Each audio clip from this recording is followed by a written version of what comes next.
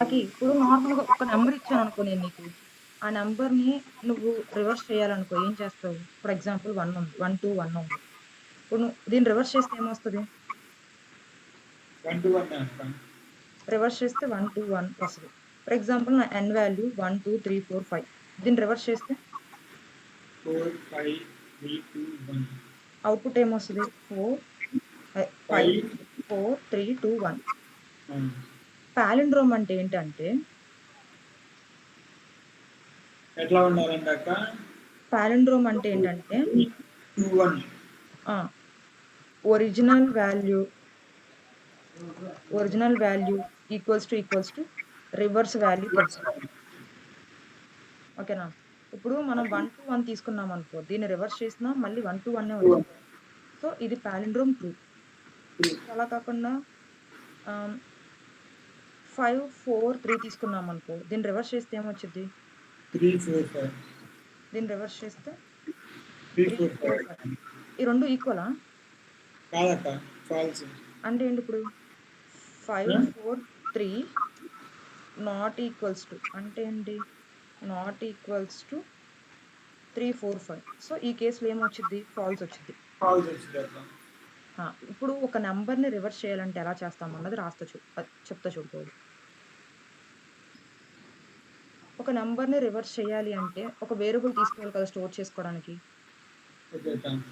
So, నేను ఆ వేరియబుల్‌ని ఆర్ అనుకుంటున్నాను. ఇనీషియల్‌గా దాంట్లో 0 పెడుతున్నా. ఓకే. ఓకే. ఆ! నేను రివర్స్ చేయాలి అంటే ఏం చేయాలి? ఇప్పుడు ఫర్ ఎగ్జాంపుల్ ఇక్కడ చూడు 1, 2, 1 ఉంది. దీన్ని రివర్స్ చేయాలనుకో, ప్రతిసారి ఏం చేయాలి? లాస్ట్ నుంచి వాల్యూని పిక్ చేసుకోవాలి కదా! అంటే ఇక్కడున్న ఈ 1ని తీసేసి ఇందులో ఫస్ట్ ఆర్‌లో పెట్టాలి. నెక్స్ట్ ఈ 2ని తీసేసి ఇక్కడ పెట్టాలి. ఈ 1ని తీసుకొచ్చి ఇక్కడ పెట్టాలి. ఇదే కదా రివర్స్ అంటే. అంతే అక్క. ఇలాగే కదా చేయాలి. ఇలా ఇలా ఇలా లాస్ట్ డిజిట్ నాకు కావాలి అంటే ఇందాక నీకు ఏం చేయాలి? లాస్ట్ డిజిట్ కావాలి అంటే లాస్ట్ ఆ! అక్క. ఆ! ఇందాకలాగా సేమ్ అక్క. ఆ! చెప్పాలి. ఇందాకడ మనం ఏం చేసాం సమ్ ఆఫ్ ది డిజిట్స్‌లో లాస్ట్ డిజిట్‌ని యాడ్ చేసుకుంటా ఎళ్ళాం కదా సమ్‌కి. ఆ! వైల్ అక్క.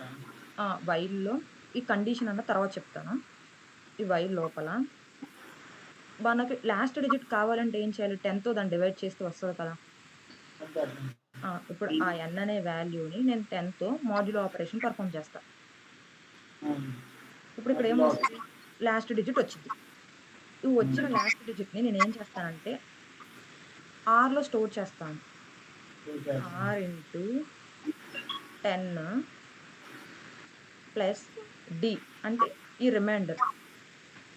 ఈ డి ఓకే అన్నదే అక్క. కదా డిలోనే కదా రిమైండర్ స్టోర్ అయిద్ది. ఇప్పుడు అవును. ఇప్పుడు ఈ 1ని ఇక్కడ యాడ్ చేసేసాననుకో, ఈ 1ని రిమూవ్ చేసేయాలి కదా ఇంకా. హ్మ్. అంటే ఏం చేయాలి? 10 డబుల్ స్లాష్ అది ఎన్ డబుల్ స్లాష్ ఎన్ 10 అక్క. అంతే కదా! ఇప్పుడు ఇక్కడ ఏం ఆ! చేస్తానంటే ఇక్కడేమో n double greater than 0 okay. Greater than 0. ఇప్పుడు నేను ట్రేస్ చేస్తా చూడు. ఆ! ఇప్పుడు ఈ ఓకే. వాల్యూ ట్రేస్ చేస్తా. ఆ! n equals to 121 okay. Okay next అక్క. 121 అన్నది గ్రేటర్ థాన్ 0నా? 121 అన్నది గ్రేటర్ థాన్ 0నా? హలో! ఆ! అక్క. 121 అన్నది గ్రేటర్ థాన్ 0నా? ఆ! అవునక్క. Greater than 0. గ్రేటర్ థాన్ 0 కాబట్టి ఈ 3 లైన్స్ ఎగ్జిక్యూట్ అవ్వాలి కదా! ఆ! అవ్వాలక్క. ఇప్పుడు డి. ఇప్పుడు 121ని నేను 10తో డివైడ్ చేస్తే రిమైండర్ ఏమొచ్చిద్ది? 121ని 10తో డివైడ్ చేస్తే రిమైండర్ ఏమొచ్చిద్ది? 1 అక్క. ఇక్కడ 10 టైమ్స్ 21 2 టైమ్స్ ఎంతొచ్చింది రిమైండరు? రిమైండర్ 1 అక్క. రిమైండర్ అన్నది 1 వచ్చింది. సో, ఆ! డీలో వాల్యూ ఎంత?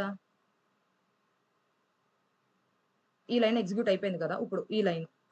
ఆర్ వాల్యూ ఎంతుంది? హలో! ఆ! అక్క. ఆర్ వాల్యూ ఎంత ఉంది? ఆర్ వాల్యూ 0 వస్తుంది. 0 ఇంటూ 10 0 వస్తుంది. 0 plus D value D value 1 ఇప్పుడు ఫైనల్గా ఆర్లో ఎంత ఉంది? 1 వస్తుంది. సో ఇక్కడికి 1 వచ్చిందా? వచ్చింది అక్క. ఇప్పుడు ఎన్ ఈ లైన్ ఇప్పుడు మనకి కోఎఫిషియంట్ ఎంత వచ్చింది? క్వశ్చన్ 12 వస్తుంది. 12.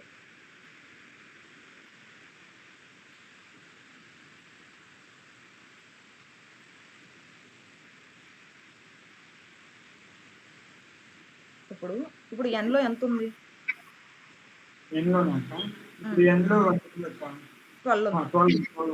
12 గ్రేటర్ దెన్ 0నా? అంటే మళ్ళీ ఈ 3 లైన్స్ ఎగ్జిక్యూట్ అవ్వాలి కదా. అంతే అక్క. డి వాల్యూ 12ని 10తో డివైడ్ చేస్తే రిమైండర్ ఏమొచ్చింది? 2 అక్క. 2. ఆర్ వాల్యూ ఎంత ఉంది? ఆర్ వాల్యూ 1 2 ఇక్కడ ఎంత ఉంది? 1 అక్క. 1 ఇంటూ 10 10 అక్క. 10 ప్లస్ 2 10 ప్లస్ 2 20. 10 ప్లస్ 2 10 ప్లస్ 2 అక్క. 12 కదా. నెక్స్ట్ ఎన్ వాల్యూ ఇప్పుడు 12ని నేను 10తో డివైడ్ చేస్తే కోఎఫిషియంట్ ఏమొచ్చింది? ఏం రాదు అక్క, 0 వస్తుంది. 12 ఇప్పుడు 1 టైం కదా, ఇక్కడ 2 వచ్చింది. 2 ఆల్రెడీ తీసుకున్నాం, సో 1 కదా. సో ఇప్పుడు ఎన్ వాల్యూ 1. ఇప్పుడు 1 గ్రేటర్ దెన్ 0 కదా. 1 గ్రేటర్ దెన్ 0 అంటే మళ్ళీ ఈ లైన్స్ ఎగ్జిక్యూట్ అవ్వాలి కదా. అంతే అక్క. మళ్ళీ ఎగ్జిక్యూట్ అవ్వాలి కాబట్టి ఇప్పుడు డి వాల్యూ ఎంత? డి వాల్యూ ఇప్పుడు 1ని 10తో డివైడ్ చేస్తే రిమైండర్ ఏమొచ్చింది?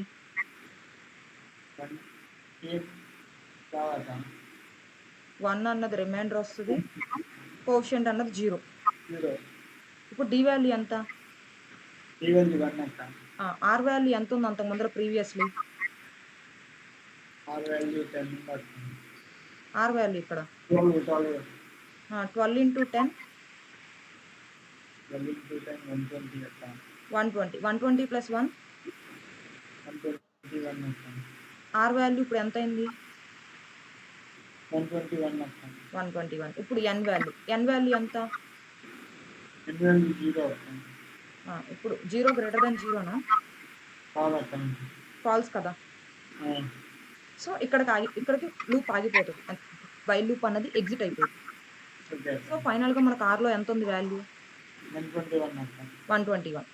ఇప్పుడు ఈ 121 అన్నది మనకి తీసుకున్న ఎన్ వాల్యూ 121కి ఈక్వల్ అవుతుందా? ఇక్కడ ఏం చేస్తామంటే రిటర్న్ స్టేట్మెంట్ రిటర్న్ అని పెట్టి రిటర్న్ అని చెప్పి రాసి రిటర్న్ అని చెప్పి ఎన్ వాల్యూని ఏం చేస్తామంటే టీ అనే ఒక వేరియబుల్ తీసుకుని దాంట్లో ఎన్ వాల్యూ స్టోర్ చేసుకుంటాం. ఎందుకు అంటే చూడు, లాస్ట్కి వచ్చేసరికి మన ఎన్ వాల్యూ 0 అయిపోయింది, అందుకే ముందే ఎన్ వాల్యూని ఒక వేరియబుల్లో స్టోర్ చేసుకుంటాం.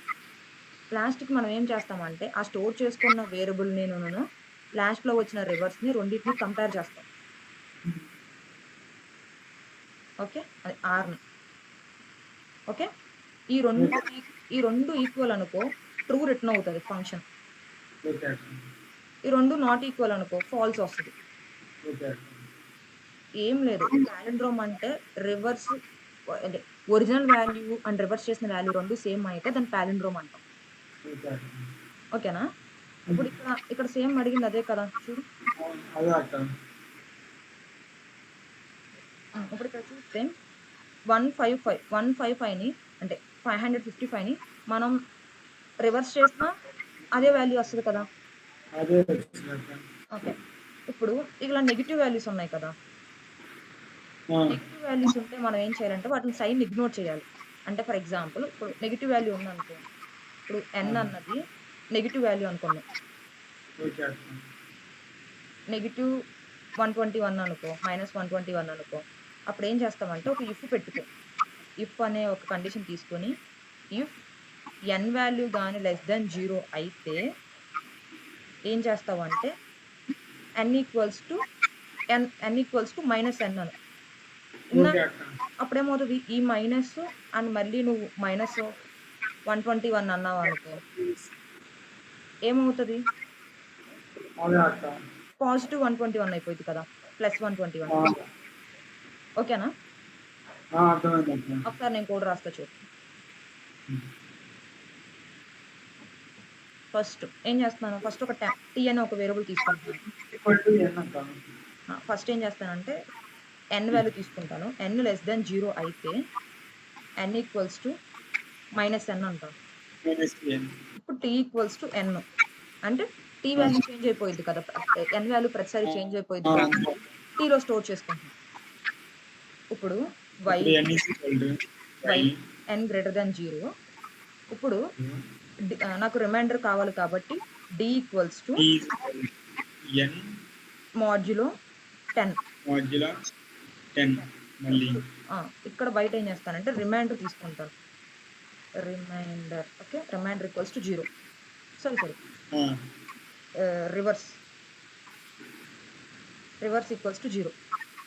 0. ఇప్పుడు ఇక్కడ ఏం చేస్తానంటే reverse equals to reverse into 10 plus digit d.